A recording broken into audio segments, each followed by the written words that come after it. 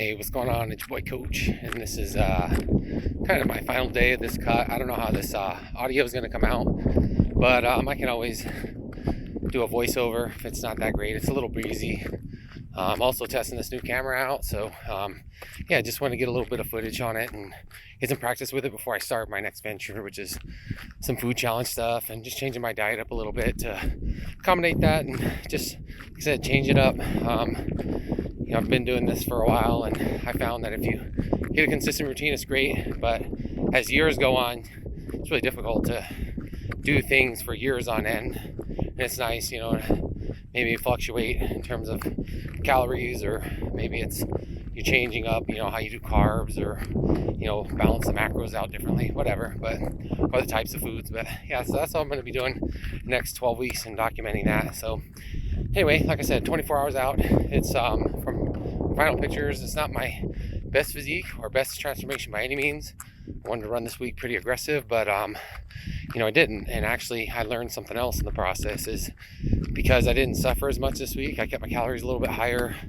The foods I chose, I was going to run really low carb, but I found that it's kind of affecting my mood, things like that. And rather than just sticking through it, really in the end, this is about learning, making myself better. So since I suffered less, I actually noticed that I'm not going to rebound as hard, meaning as soon as I normally finish these challenges and keep the calories low, push my calories out really high, I get on a rampage of food.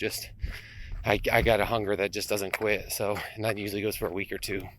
And I've done that through tracking and data, figured that out. So a couple years ago, but the good news is gonna finish up, do my best. The walks have really saved me in terms of being able to keep my calories much higher than I would have in the past in these last weeks, just by treating the calories outside of the formula or the equation. So got usually about 8 miles of walking in per day, which seems like a lot, but if you run a decent pace, 15-minute pace, I don't think is very fast, and it's slow enough to where I don't really get the hunger. If I start really power walking or jogging or running, my appetite goes up. So that's something I've been trying to control. I figured that out at these walks. It's been also convenient for me because I wake up a little bit earlier, go for 3 miles, and I do 3 miles at lunch, which gives me 2 miles to get in the evening, which isn't that much to ask in our busy schedule. So yeah, that really helped me out. So just looking forward to finishing up, and like I said, starting the next series.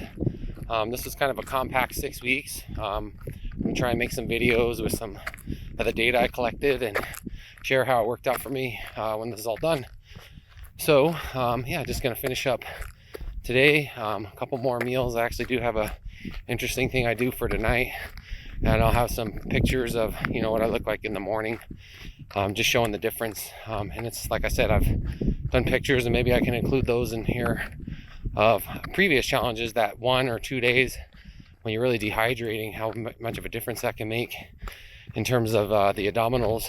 And for me, it's not going to be my best abdominal look by any means, but in terms of muscle mass and my body size, I'm really happy with. So maybe subconsciously I didn't want to cut so hard, because usually what happens is I lose a lot of muscle in the last couple weeks as I'm really pushing myself. So might have been a protective measure to save muscle, which I'm thankful for. So learn that. But yeah, all right, well, I'm gonna get back to this walk, and I'll catch you in the next video.